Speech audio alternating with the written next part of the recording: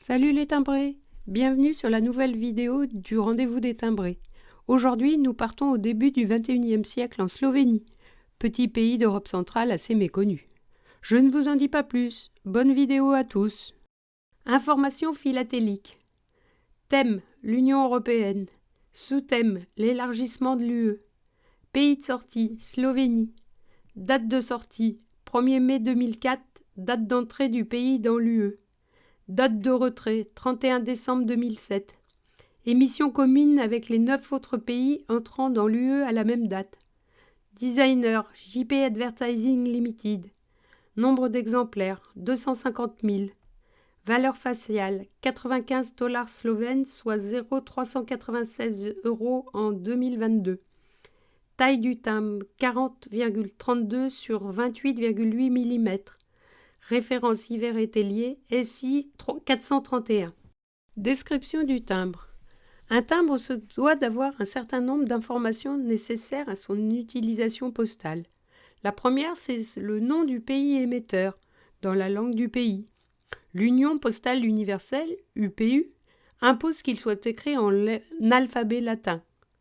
Seul le Royaume-Uni, premier pays émetteur de timbres du monde, n'a pas d'obligation de mentionner son nom.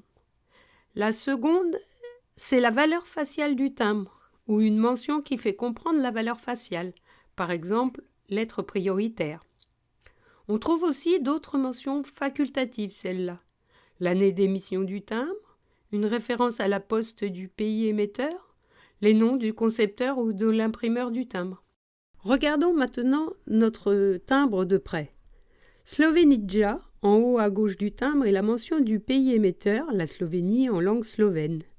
La valeur faciale du timbre est de 95 $ slovènes. Le tolar est la monnaie utilisée en Slovénie du 8 octobre 1991, suite à l'indépendance du pays, au 31 décembre 2006, veille de l'introduction de l'euro dans le pays, 1er janvier 2007. Cette mention apparaît bien en haut à droite. En bas à gauche, sur la bande blanche, apparaît le concepteur du timbre, jpadvertising.com.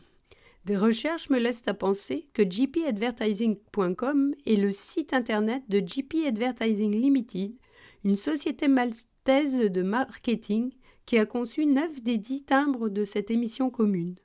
En effet, seule la Pologne n'y a pas participé.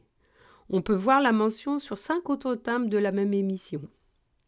En bas, à côté du concepteur, se trouve l'année d'émission, 2004. La date précise est le 1er mai 2004, jour de l'entrée de la Slovénie dans l'Union européenne.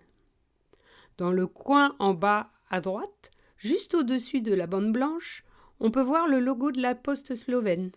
Celui-ci est apparu sur tous les timbres slovènes en 1995, date à laquelle se sont séparées la Société des Postes et celle des télécommunications. Auparavant, il apparaissait la mention PTT. Le fond du timbre est le drapeau européen, bleu-azur avec les 12 étoiles d'or à 5 branches en cercle. À droite, on aperçoit un fond de carte de l'Europe. Le drapeau slovène, pays émetteur du timbre, se situe dans le coin en bas à gauche. Les drapeaux des 9 autres pays se trouvent au centre du cercle d'étoiles en un carré de 3 sur 3. Première ligne en haut, Slovaquie, Lettonie, République tchèque. Deuxième ligne au milieu, Chypre, Malte et l'Estonie. Troisième ligne en bas, Hongrie, Lituanie plus Pologne. Vous les auriez reconnus? Les 3 prochaines diapositives correspondent par écrit au texte de la description du timbre que vous venez d'entendre.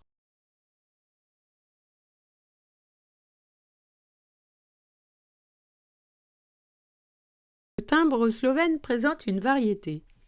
Dans ma première vidéo, je vous ai donné la définition de la variété, timbre qui n'est pas conforme au modèle défini, qui comporte donc un défaut. En préparant la vidéo d'aujourd'hui, j'ai découvert un défaut sur mon timbre. Sur le drapeau lituanien, celui du milieu de la ligne d'en bas, on peut voir un cercle jaune sur la bande verte. La présence dans ma collection d'un deuxième exemplaire du même timbre, sur lequel la bande horizontale verte du drapeau lituanien est complètement verte, sans aucune trace de jaune, me conforte dans l'idée que je suis en possession d'une variété accidentelle de ce timbre. C'est pourquoi, si vous avez des informations sur cette variété, n'hésitez pas à me les donner en commentaire. Un peu d'histoire. Après l'instauration du multipartisme et de la démocratie, premières élections libres en avril-mai 1990, la Slovénie devient indépendante le 25 juin 1991. Pour y arriver, elle est aussi la première république de Yougoslavie à retirer le mot socialiste de son nom et à faire sécession de la Yougoslavie. Le 1er mai 2004, la Slovénie rentre avec 9 autres pays dans l'Union européenne. La procédure d'adhésion à l'UE. Entre les deux dates précédemment évoquées, voici le détail de la procédure d'adhésion à l'Union européenne. Le 10 juin 1996, le président du gouvernement slovène présente officiellement la demande d'adhésion de son pays au président de la Commission européenne.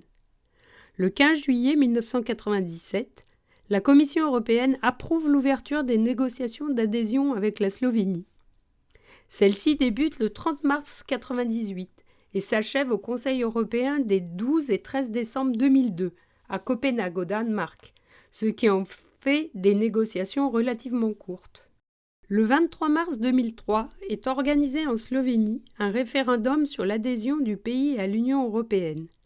89,61% des votants slovènes approuvèrent cette adhésion, avec une participation de 60,23% de la population votante, et permet au pays de signer le 16 avril 2003 le traité d'Athènes.